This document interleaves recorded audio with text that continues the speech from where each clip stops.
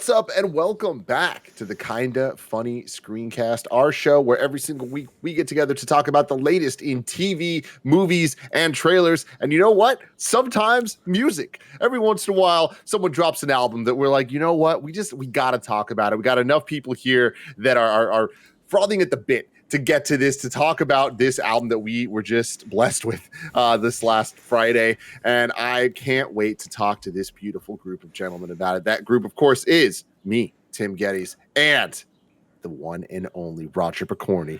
This shit hard, Tim. This shit hard. And of course, we have the new face of video games, Blessing Adeoye Jr. I agree, different. What's up, Tim? And rounding out the group from the number 1, 2, 3, 4, 5, 6, and 7 best video game website, GameSpot.com, Timur Hussein. Let's get this shit. I love it, man. Of course, today we are talking about Kendrick Lamar's newest album, Mr. Morale and the Big Steppers. Like I was saying, normally we're covering movie stuff and TV stuff and all that. We're going to continue to do that this week. We got the Halo Season 1 review coming up. Snowbike Mike's been watching that. He's going to give all of his thoughts on all the hot and heavy action going on there. And then we will be returning very soon to the Star Wars realm with Obi-Wan Kenobi starting next week. And then soon after that, we got Miss Marvel coming week after week after week, and we will be doing weekly reviews joined by, can we announce it now? Yeah. Tam, he's going to be joining baby? us, so that's going to be a whole lot of fun, and I can't wait for that. Of course, you can get the show on youtube.com/kindafunny or roosterteeth.com. You can also get it as a podcast by searching your favorite podcast service for Kinda Funny Screencast, and we'll be right there for you. If you wanted to get the show ad-free or become a Patreon producer, you got to go to patreon.com/kindafunny, just like our Patreon producers, Anonymous, Molecule, and Fargo Brady have all done. Today, we're brought to you by Maple Story and Lumen, but I'll tell you all about that later. I want to get right into it. Blessing, what did you think about Mr. Morale and the Big Steppers? And what would you give it on the Kinda Funny scale of 1 to 5? Starting with me, man. It's always tough to rank music in this stage because the album came out early Friday, right? Like Thursday night. We're recording this on Monday, so we've had about 3 or 4 days of listening. And like music is one of those things that I really got to sit with for like, honestly, and I this sounds like exaggerating, but like a year before I truly understand like how I feel about a thing, right? How I'm receiving a thing. That said, right now, if I had to rate it, I would give it a 5 out of 5. I think it is excellent. I think it is on our scale, that is amazing, but I would even go beyond and say that like it is incredible. It is the continuing of his streak. You know, Kendrick Lamar is an artist that I've loved since he's come around with like Section 80 and then went into Good Kid, Mad City. That was the era that I came into.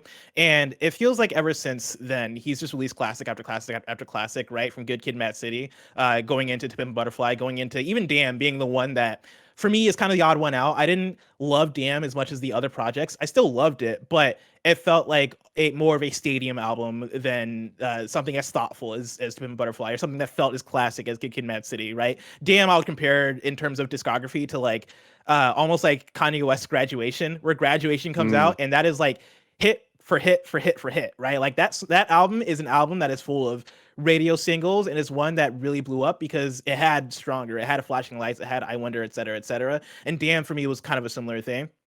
With that, I was very curious to see how Mr. Morale and the Big Steppers was going to hit, because I didn't know where he could take a sound that would be interesting, right? Like he's an artist that knows how to have shit to say, right? He knows how to like put together good music. He knows how to like go left field, but he went left field already with Pimp a Butterfly. He went super mainstream with like even the Black Panther album, even if you want to talk even beyond Damn, right? Black Panther was like an album for the radio, and that was an incredible one too. And so I've had the question of like, where do you go from here? And I can't believe that in Mr. Morale and the Big Steppers, he's figured it out where, he pulled back and went from being somebody who liked to talk about the culture, liked to talk about politics to some extent, right? But liked to talk about stories from the people around him, to talking about him himself. And this is the most transparent he's been as an artist. This is like the closest / biggest glimpse we've gotten into who Kendrick Lamar is as a person.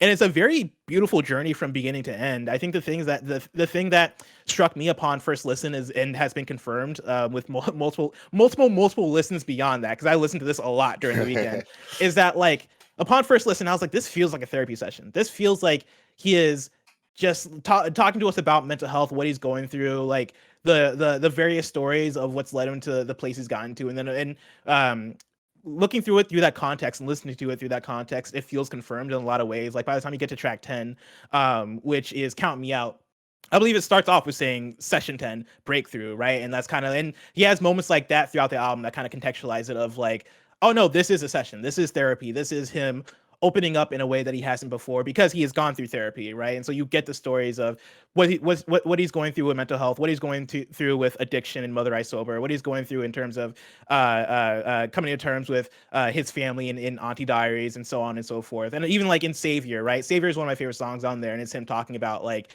hey man, like there is so much pressure that's put on me and that is put on celebrities in general to be the savior, but like I love how it loops back around to the album art in terms of him with his family, holding his baby, wife on the bed, and like him having the I forget what it's called, but like the crown, like the Jesus Christ thorn crown on his head, right? Being like, hey, this is what y'all view me as, but like I'm a human. And like I love that so much of this album is about being human, because we don't get that as much from Kendrick Lamar. But yeah, I absolutely adore this album. I have so much to say, but I'll pass it along because I can keep going. But that's how I feel. Roger Picorni, what do you think?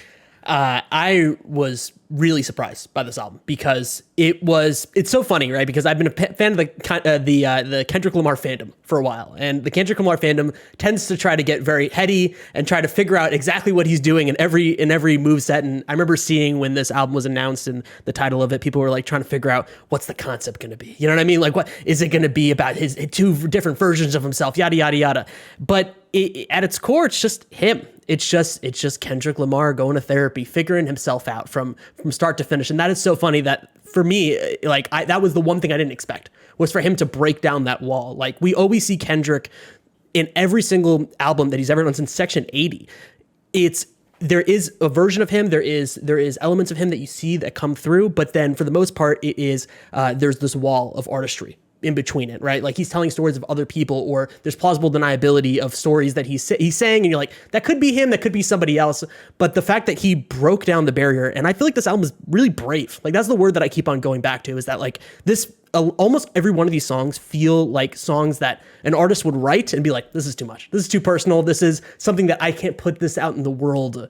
But he did in so many different tracks that feel really vulnerable, and for an artist of his caliber to be, openly talking about infidelity, like to openly be talking about his fears and his daddy issues, which is something that I did not expect at all from Kendrick Lamar. It was really incredible. I would say that this album I've been listening to it a lot, but I haven't warmed up to maybe a 5 out of 5 yet. I think I'm at a 4 out of 5, but again, I'm with Blessing when it comes to like albums take years for me. Like the amount of albums that I actually actively even loved and then hated over years, or vice versa, right? It happens a lot for me. But right now, I would confidently say that I'm at a 4 out of 5, and I am pleasantly, I wouldn't say pleasantly surprised, but I'm very, very happy that we didn't, I was not a huge fan of Damn, so I was very happy that, this feels more akin to just Tim and Butterfly. So yeah, I'm very happy with it. Tam.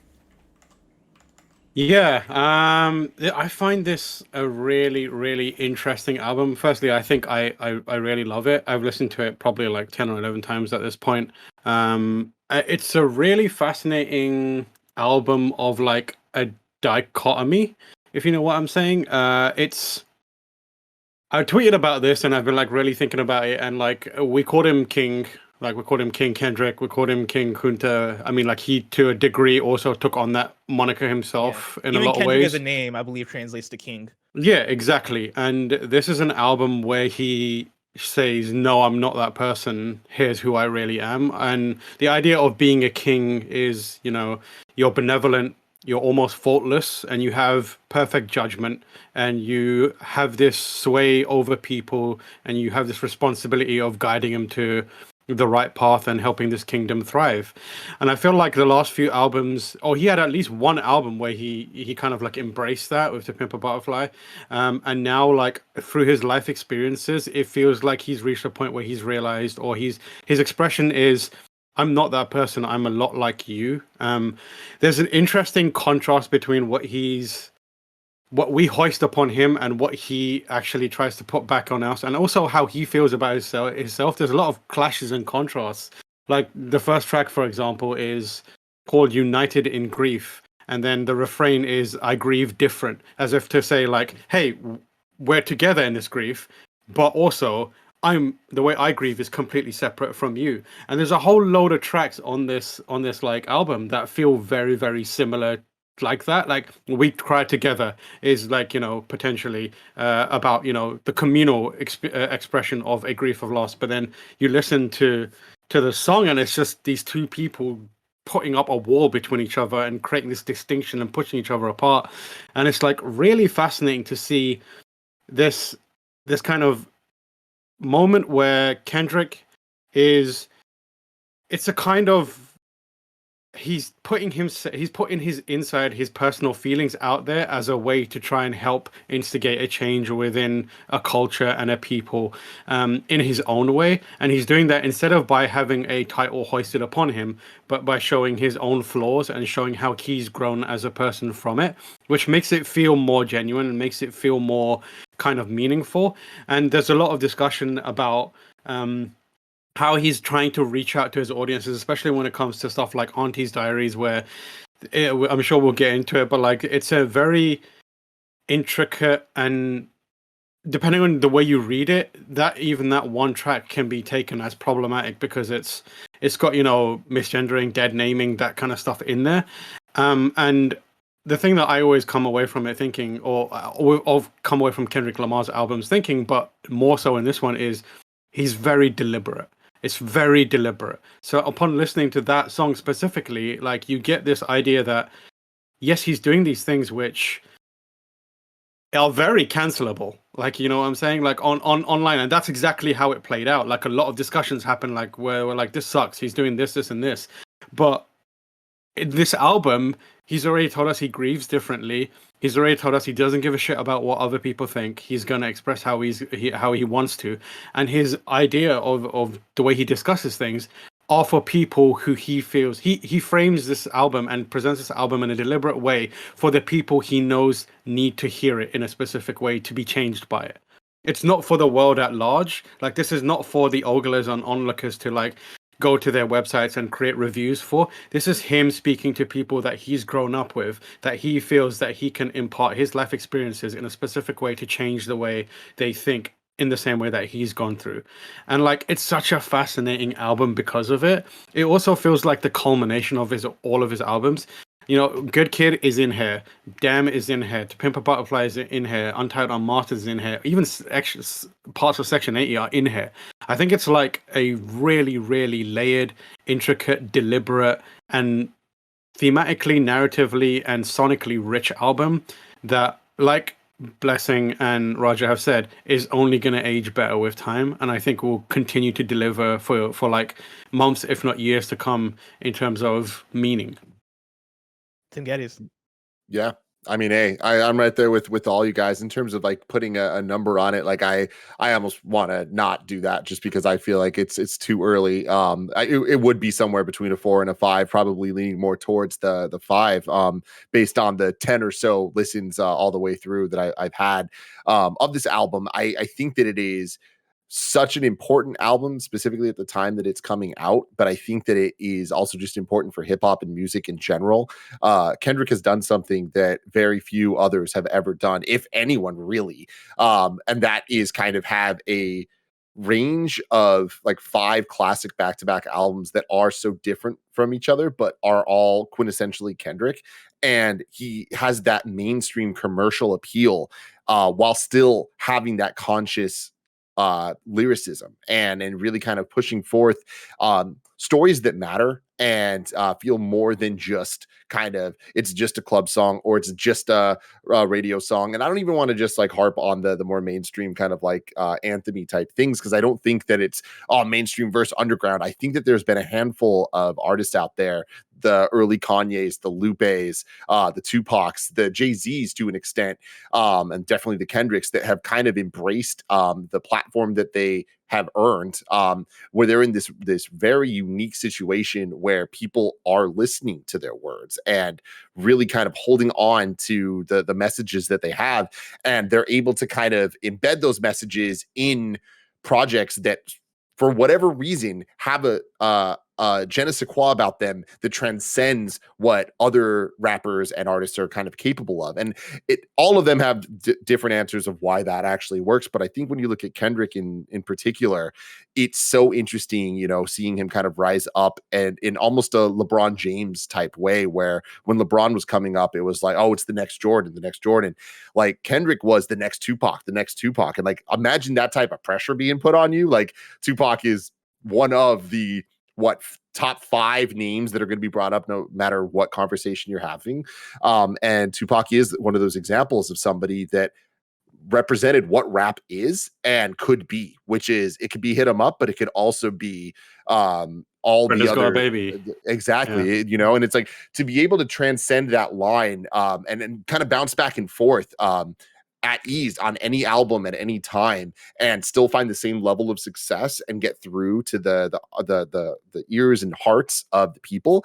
I think that is Kendrick's greatest talent, and now he's done that 5 times in different ways. And I think that to Tam's point, in this album, you hear a little bit of all the other albums. I think that's probably the thing that brings me closest to a 4 on this one, as opposed to it just being a pure ass 5, because I think that this album has so much unique things to say and stands on its own with this new voice so well that when it reminds me of the other things, it kind of takes me out of it just a little bit. And I think that goes back to the double album nature of it. I've never been a fan of double albums, and I feel like there's some things here that upon first 10 listens can kind of get a little bit repetitive without kind of strengthening the arguments. But man, that is like as deep as I can get in terms of criticism. I think that besides touching on some of the things Tam's talking about, but I think you said it really well when it comes to the Anti-Diaries situation, that he is speaking to a certain group of people, and that doesn't make it right or wrong, but I do think it makes it valuable. I think that there's conversation there for sure, but I am so impressed with the intricacies of this and the layers, and the writing is always my favorite thing of Kendrick. I think that he is one of the best writers in the game, and I don't know that there are many that can even come close to touching that.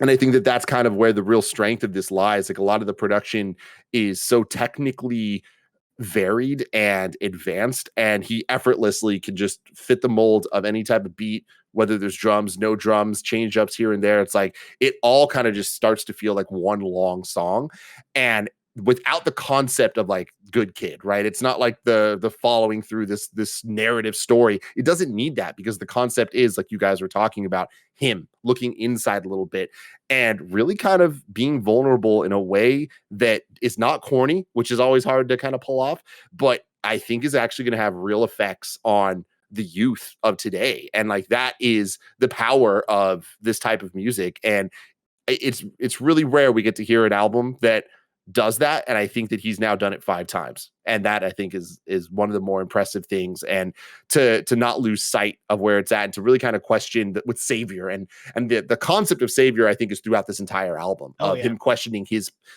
place, and should he be the one to say things, but he's gonna say it, but should people be listening to him the way that they are? Like all of that I think is great, because on surface level you can look at it as him kind of trying to remove blame and kind of put himself in a situation where he gets credit for the good things, but if it's bad stuff he's like nah, but like don't look to me for that. But instead it kind of just shows that like we're trying out here, everyone's trying their best, and as long as you are actively trying your best, like there's a lot to be gained. And like talking about the therapy and all that stuff and the daddy issues, like all of it is just, it's stuff that shouldn't be as novel as it is, but like it's great to hear it done so well here. I want to get to broader conversations for everything, but before we do that, let me tell you about our sponsors. Shout out to MapleStory for sponsoring this episode. Are you tired of being judged based on the way you look? MapleStory is too. Because while it may look cute and cuddly, this is a deeply hardcore MMORPG. MapleStory is full of vast, colorful lands and a ferocious array of towering monsters, and don't get us started about damage. MapleStory will have you dealing billions with each swing of your Fafnir battle cleaver as you battle boss after epic boss, and you can customize your Mapler your way. MapleStory has 40 plus jobs and thousands of weapons, outfits, hats, armor sets, and mounts for you to take on your journey, from the Lionheart battle bracers to vicious lollipop wands. And you know I love a lollipop wand. There's a ton to see and do in this picturesque world, and with 18 years of content to sink your Genesis weapon into, there will always be a new adventure around the corner. MapleStory is ready to go. Are you? You can go to maplestory.com to check out the game and play for free. That's free, guys. Come on. maplestory.com.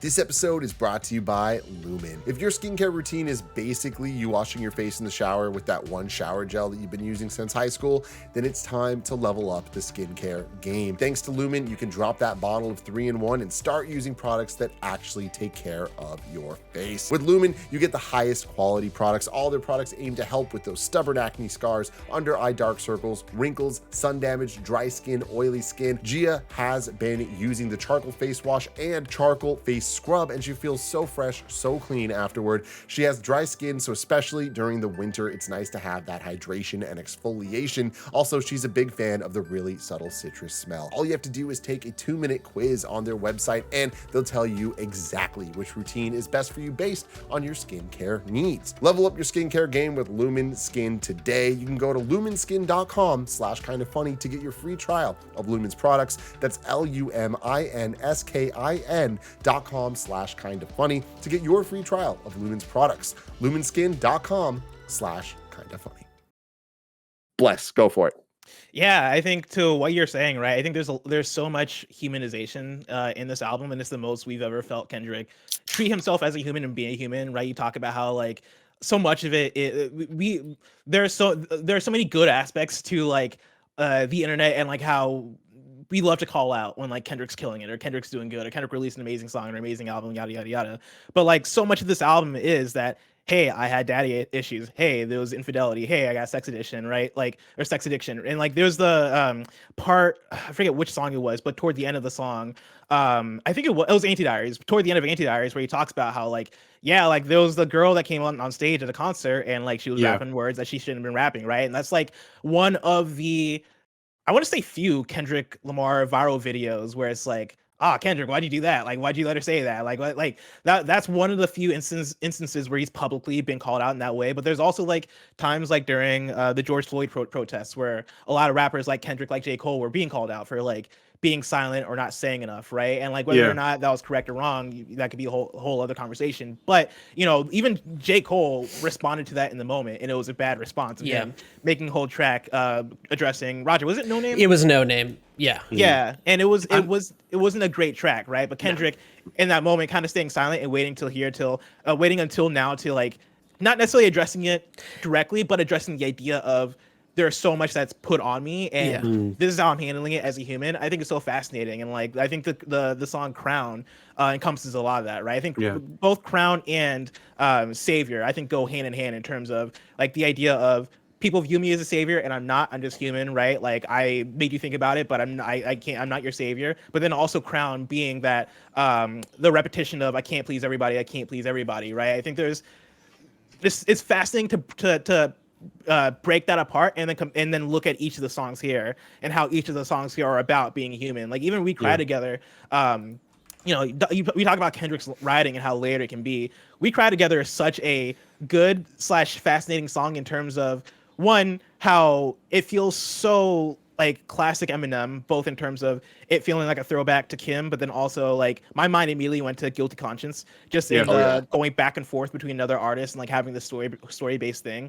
I think there's a little bit of both of those in this track, and like the amount of times he says "fuck you" and all this stuff, right? Like feels so Eminem, but you take that and then you take the layering of like I firmly believe that this track is also him talking about his relationship to the culture, and so much of this album is him talking about his relationship to the culture, and like I got to pull up the Rap Genius, but there's so many lines that feel like it's pointing toward that, right? Like there's even a line in there talking about how like I might go fuck with your cousin, right? And that's literally being Baby Keem. Like I'm just gonna go fuck with Baby Keem. You're not gonna release the album, Kendrick. Like shit like that, and even going all the way toward the end of the album, I believe I think it was either Mirror or Mother I Sober. There's one of those songs where he mentions like he refers to the culture as she/her, and like he has that transition of like talking about like yeah, like she's mad at me, she's yada yada yada, and then talks about like, how no, it's the culture I'm talking about, right? Like so there's so much subtle like symbolism and subtle like stuff going on in terms of the storytelling of this album, and him again talking about himself, talking about his relationship to the culture, and talking about his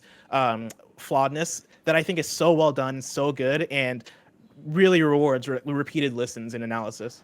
Yeah, I also think like one of the taking all of that, what Blessing said there, 100% on point, and what makes it more effective is that it's one of those Kendrick as an artist and this album is clearly very kind of representative and exemplary of the experiences Kendrick has had up until now, beyond what just he's talking about in this album or like the previous albums, the stuff that we know about Good Kid and To Pimp a Butterfly and Damn and that kind of stuff. Because the whole thing about him being kind of his response to the Black Lives Matter stuff and that kind of business, like you can see this was a necessary album for him because he went through a few things that kind of changed the way he looked at himself in major ways. The first thing was, in my mind, the control verse. Like that whole, when that came out and he said what he said in a way and had, the industry kind of turn on him.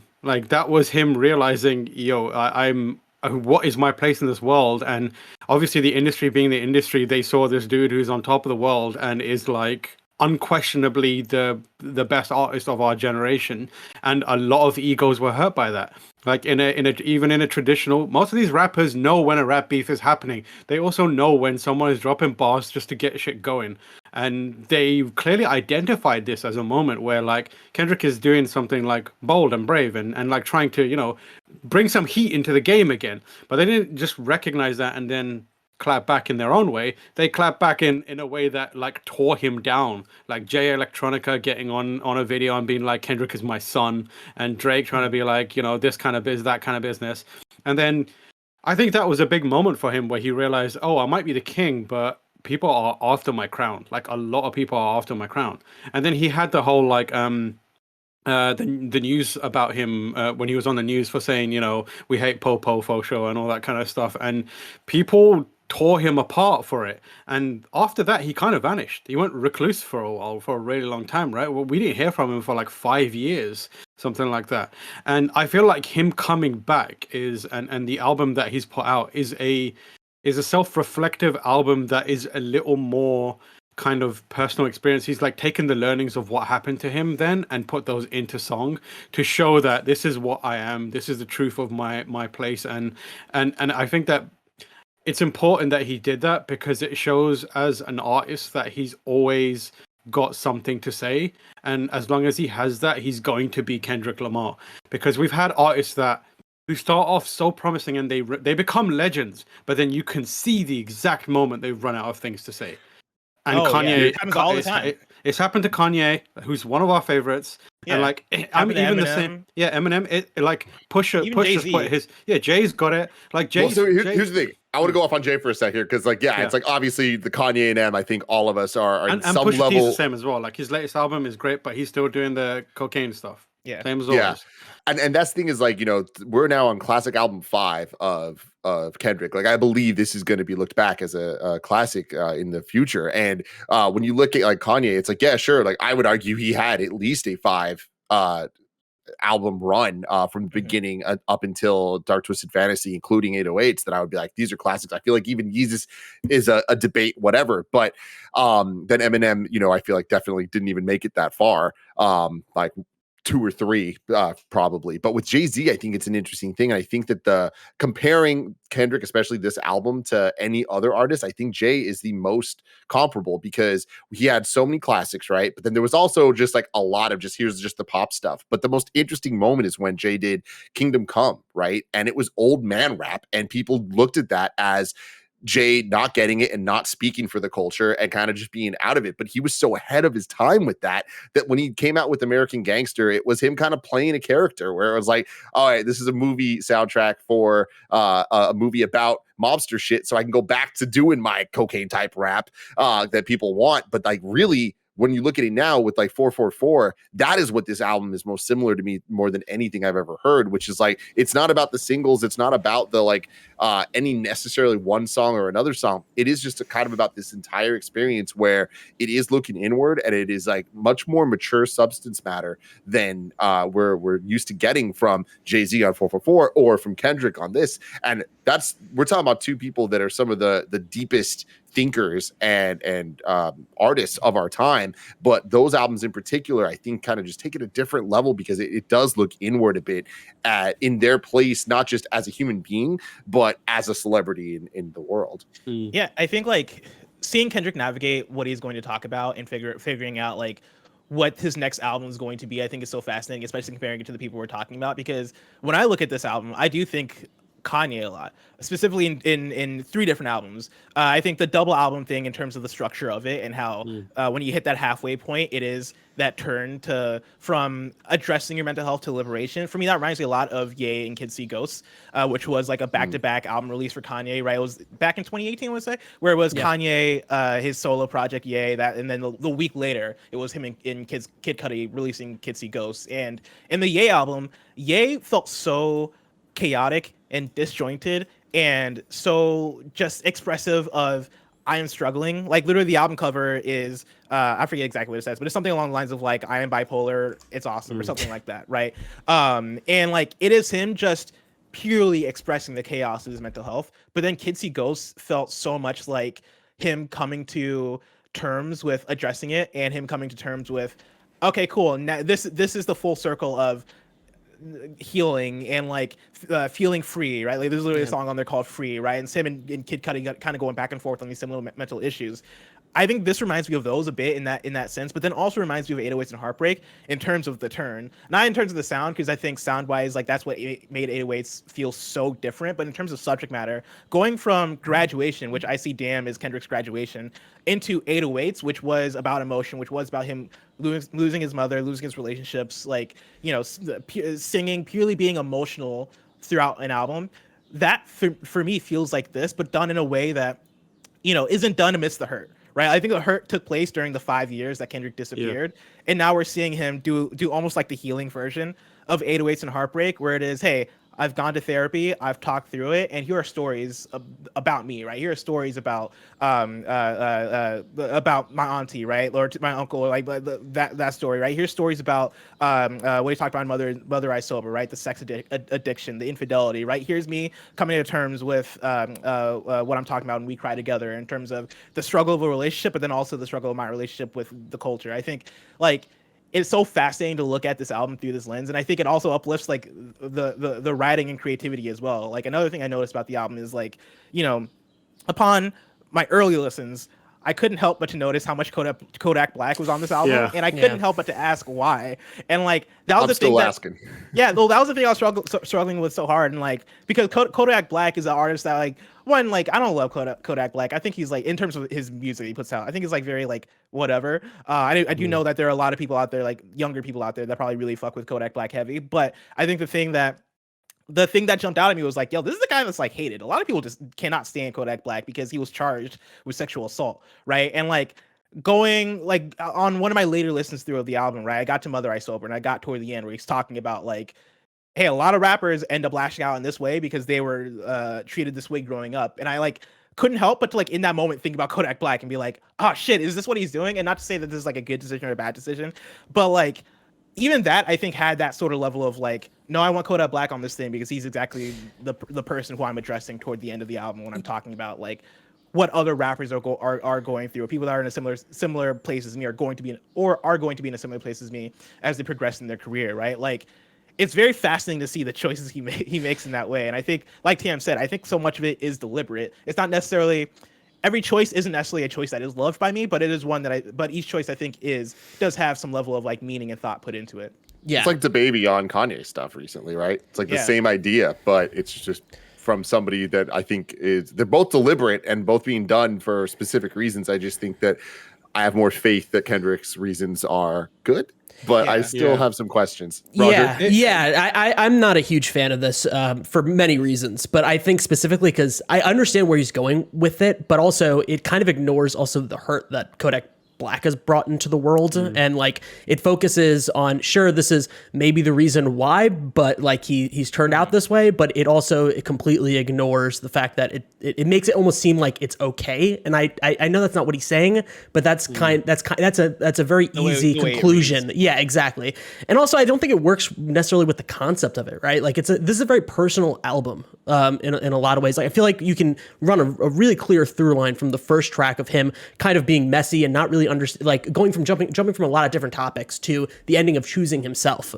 And I think the inclusion of Kodak Black it kind of distracts from a lot of it. And I think it honestly, I actually appreciated Baby Keem's placement on the album a lot more than Kodak Black. And I think he could have kind of taken that place of Kodak Black very easily, but I understand he's doing it very deliberately. I just don't agree with the artistic choice, and I don't think it's leading to a good place. Yeah. Baby Keem killed it though. As well, go for it, Bless. Baby Keem on his absolutely. I forget what hook it was. I think it might have been Savior. But like he killed it on the hook. I fucking loved it. Are you happy for me? That one. Yeah, so good. So good. So like this, I still have the Kodak Black comms like thing in my head, and I don't really understand it. And when I got through listening to it a bunch, it reminded me of another rapper who like, I don't know, like there was a beef between J. Cole and Lil Pump for a while. Do you remember that? Yeah. And like Lil Pump was like just mouthing off about, and like the Kodak Black stuff is way more serious, but I think like the response that J. Cole had, which was like, I'm going to find this fool, I'm going to sit down with him, and I'm going to talk to him. And there's a video of like J. Cole just sitting down and with Lil Pump and being like, what is your problem?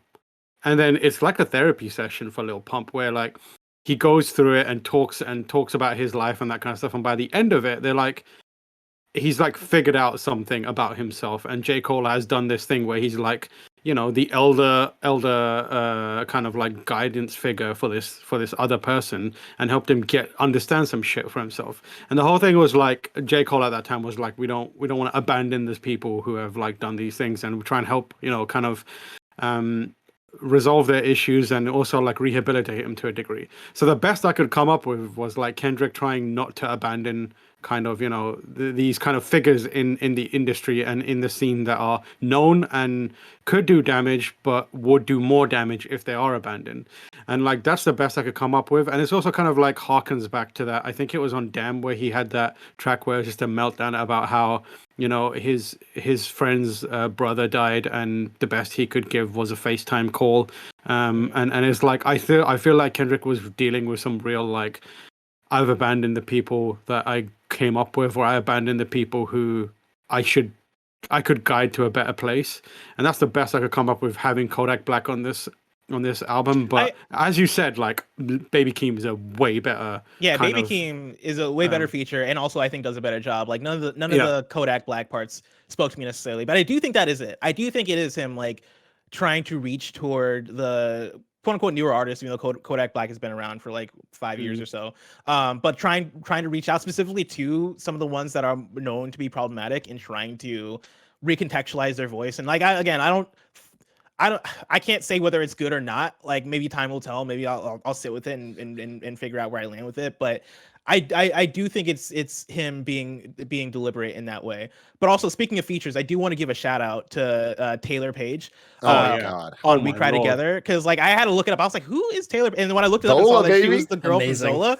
Yeah, she is not like, she killed it, and she's not even like in the rap game. I was like, oh my god, she's delivering she's a veteran, and she's keeping up with Kendrick Lamar, and like And delivering in such an expert way. She's not only rapping, she's acting at the same time, which is 100%. not easy to do. Like the vocal cracks and like the shifts in tone, like that is the flow. The flow to it, like that is clearly Kendrick has found a performer, not a rapper, not an actor, but someone that can do both. And like I was like, I want her album. Like what's going on? Like give me her album. But yeah, she's incredible.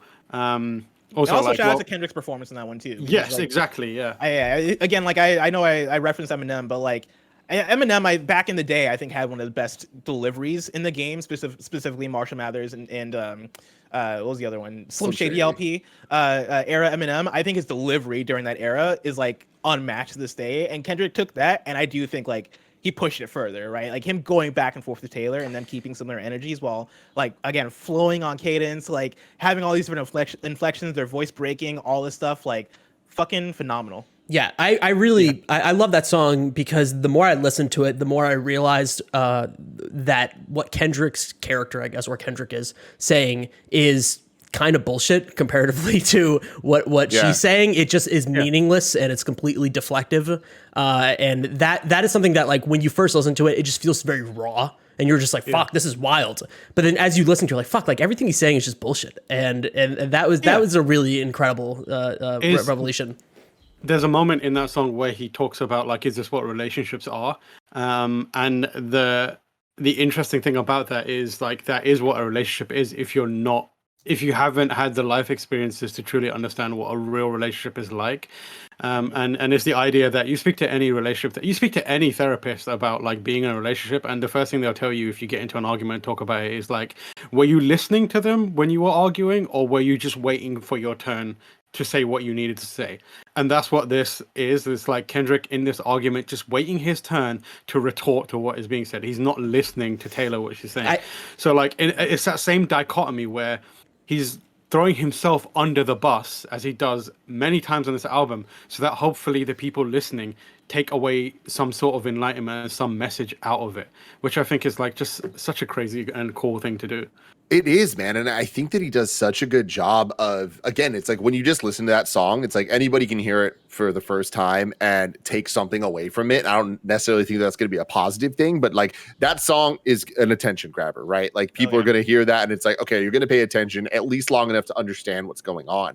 But I think that then in classic Kendrick fashion, there's that layer deeper and then even more and more that contextually this song within the album is him using a lot of his bullshit, like Roger's talking about, to kind of put a lot of different concepts and ideas out there where it's not just addressing his thoughts or the perception of his thoughts about one or two subjects. There's like 15 different things that him and his partner kind of get into throughout all of this. And I feel like it backs up another one of the themes of like, okay, if one of the theme of this album is like looking in and therapy and all that stuff, but then also the idea of him not necessarily being king and the not being a savior and all that stuff, but still having to be that, like perform that position. There's the idea of the tap dancing, right? And it's like, don't tap dance around this. Like, get it, dive right in. And I love that you hear the tap dancing throughout the album. Like one of my least favorite things in music history is Watch the Throne, how it had that like musical interlude thing in between a couple of the songs.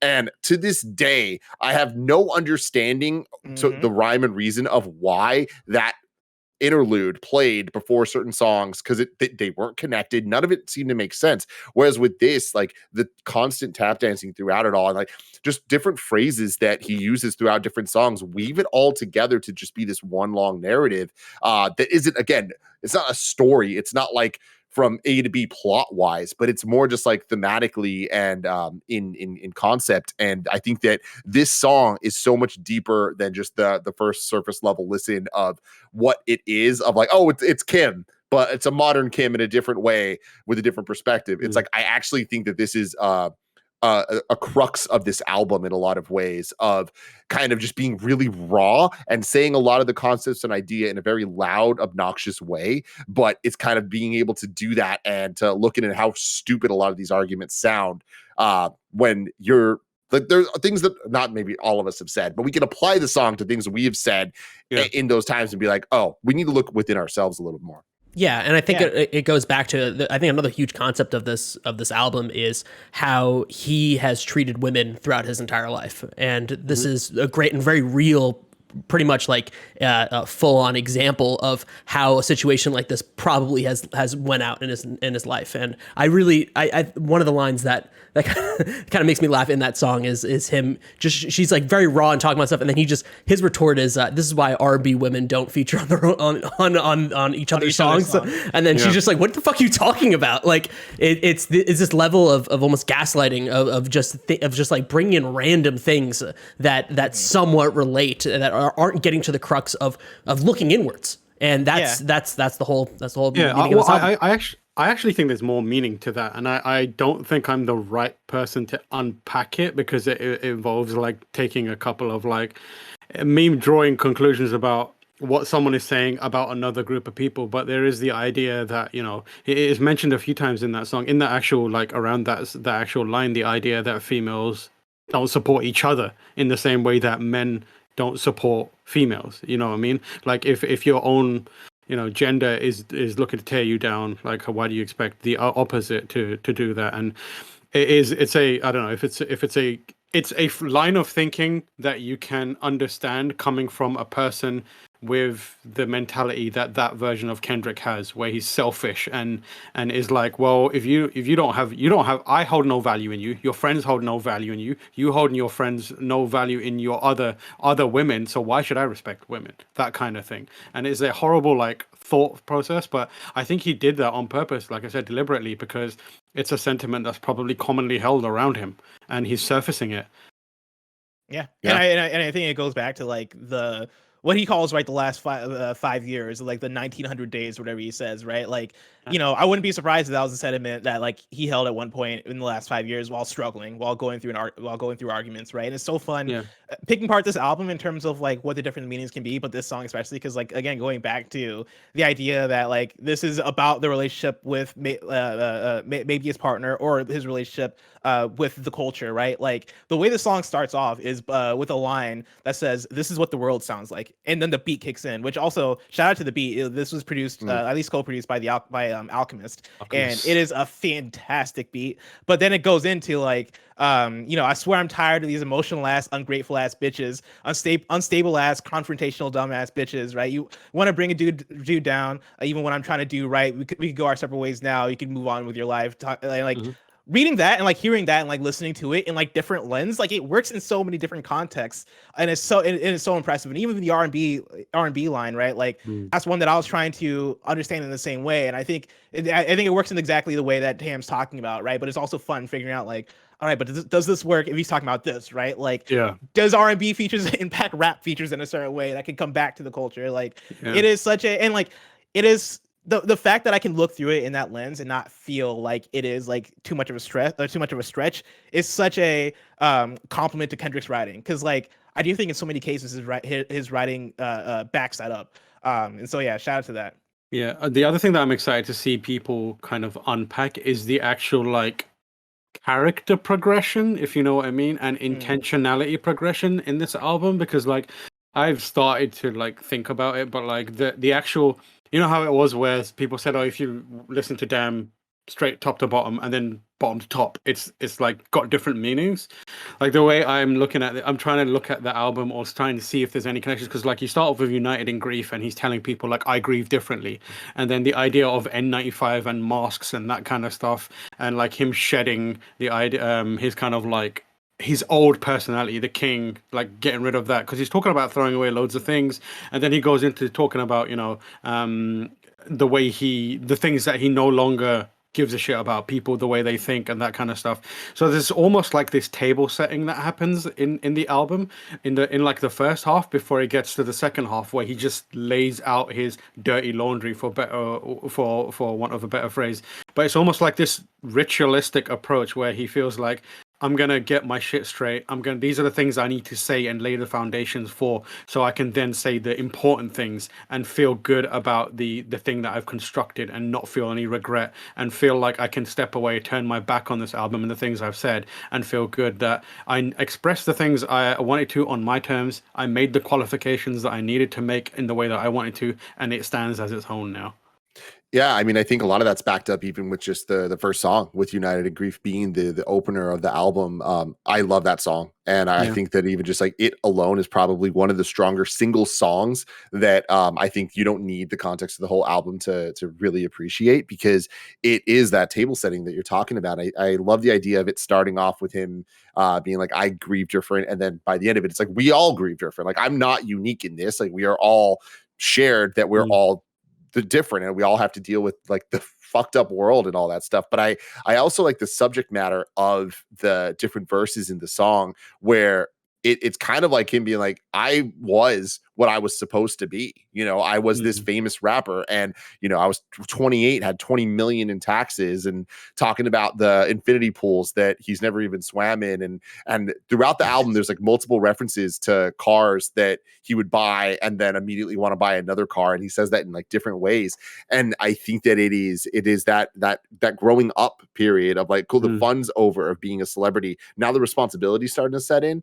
And now I'm able to kind of stop and look back and reflect on the choices I made, and why did I make them? Did I make them for me, or did I make them for others? And for that song to then go into N95 and talk about shedding a lot of that stuff, it's like, it is, I think, such a strong opening to this album to really kind of be like, look, I've spent the last 5 years looking back, and I kind of didn't like the guy that I was, and I know y'all liked him a lot, but like I didn't really. And what really like drives that point home is the actual way that song starts, United in Grief, which is, I hope you find some peace of mind in this time. And it's like clearly him saying, I've tried to figure this out, and this is what I've come to. I hope you find something that is able to bring you to this place too, which is like fascinating.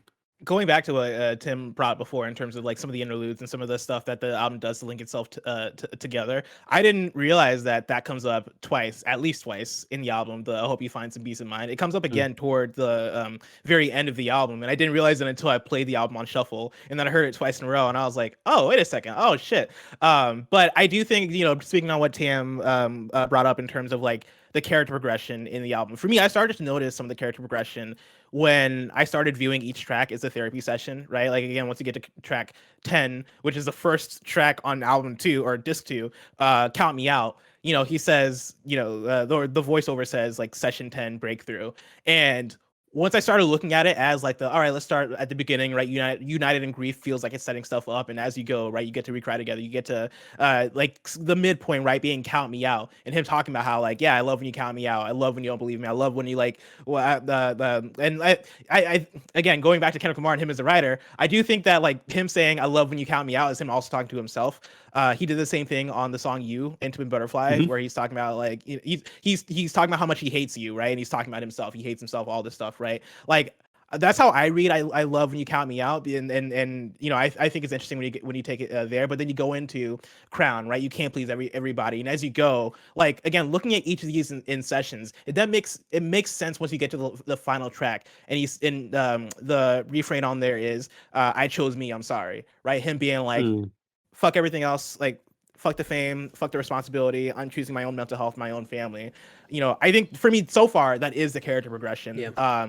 And I think it's such a powerful, for better or worse. Yeah, totally. Yeah. It's like it's him taking responsibility that he's doing things the way that he thinks is right, even though we are all looking at it in some ways like, I think you did this wrong, and I think that's wrong, and you shouldn't have said that. And like, the dead naming and stuff, it's like I feel like there was a responsibility that he should have to handle that correctly, and I don't think he did. Like, I think that he handled it incorrectly, but I think that like back to Tav's point, it's all deliberate, and it's all him kind of going back to like, hey, I'm choosing me, I'm choosing this over it. So, and I think that goes back to like, what, you can't please everybody, but then also I think like regarding that song, it's so fascinating to hear and like read and like discuss all of what comes with it, because like it is such a, I think, messy song in terms of the execution, but also like powerful as well, because like, you listen to the meaning behind his words, and it's like, damn, dude, like I cry when I listen to that song every single time, because it brings me back to growing up in Champaign, Illinois, and having people that would use that word in that way, that come from a culture that doesn't, or at least that didn't acknowledge trans folks, or didn't acknowledge folks who identify different sexually, right? And like with other people, and like would treat people bad and all this stuff, right? Like hearing in a rap song, Kendrick Lamar, like one of the biggest rappers in the game, talking about like, hey, yeah, like, you know, this is what the story is. And like when I had a moment at church where I had to stand up for my auntie and go, hey, like, no, we're not doing this, right? And like it is such a, you know, again, messy, but yet like unique instance of this amount of support being given to the trans community that I think could have been executed way better. But I think the messiness is also like that kind of comes back to the idea of like, you know, not many people have this where Kendrick's coming from, right? Like not many people are even able to acknowledge it in that way. And I think messiness is part of the process. Like, you know, you can't necessarily go from 0 to 100, right? Like me talking to relatives and talking to people who might not be totally supportive of trans people, right? Like I can't get my dad to go from, you know, not supporting to then like understanding all the rules of the situation. And I think that's him again talking to, I forget if this is a line or if this is something that we mentioned, but like him talking to the world as opposed to like a group of people, right? Like this isn't Kendrick talking to the internet. This isn't Kendrick talking to Twitter or whatever it may be, right? This is Kendrick talking to the world. And like the world takes a lot of this in a lot of different ways, which I think makes it again messy, but I think it's messy by necessity. Like I think it has to be this messy to get that point across and to get people to understand and take that next step toward, you know, understanding what the rules are to this thing. Yeah, I mean, it's complicated, but I do think that you said that he could have done something different. I think it's more of a should have. And I think that like this, I agree with the core kind of understanding that like this is going to do more good than bad overall. And I do think that there's the education process of it all. And like, just like the normalizing of acceptance, which in a lot of different cultures is super important and all that. But in some ways, it's like, I think that it's obvious that this isn't his story to tell. And if you're going to tell that story, you should do it the right way. And it's like, you're a smart dude, Kendrick. Like you know what you're doing, and whether it's deliberate or not, that's where I'm at. My takeaway from that, and like it takes into account a lot of what Blessing said, is for Kendrick, like we live in a world where we're constantly seeing people tell us that we need to reach perfection when it comes to dealing with these issues, because anything less than perfection means you are doing it wrong. Like you have to get it right first time, and that's the only way you can be a ally. That's the only way you can be someone who is accepting of these people, is by nailing it perfectly. And trying to convince someone to take a different stance from Kendrick's perspective by telling them they need to reach for perfection is not going to convince anyone to do anything. And I feel like from his perspective, the idea might be search for progress. And you might not nail it, but at least you're getting a bit better and you're in a better space. And I feel like this is an album where his execution isn't perfection, but it's progress. And he's speaking to a people in terms of who his music is aimed to, he's speaking to a people that can aim for progress, but they will shy away from trying at perfection. And he's also in an industry and a genre of music where people don't even try. And so him turning around and being like, yo, look, at least try. You don't have to nail it. At least try. And there's something good in that. And I feel like that's a valuable thing to do, because in this day and age, we have people who try and do the right thing. They stumble along the way. And sadly, instead of being given the grace to be taught, hey, you should have done it like this, or these were the mistakes that you made, please learn from this and do it. It's not that. It's you are cancelled now. You had your shot. You fucked it. You're irrelevant. You're out of the spotlight. Never return again. And I feel like this is just a small counterbalance against that destructive mentality. It's a small one, but I feel like it could, in the years to come, have a big impact. Yeah, and I think there's something important with being honest about your past and the way that you were raised, and the vernacular and the hurtful vernacular of it all, and just being bluntly honest about it. That it's something that not a lot of people talk about, and it's also, but it's truth. It's part of the journey. It's part of the journey for a lot of people, and I think it's important. And Rich Spirit is a fucking bop. I cannot get over how good of a bop it is.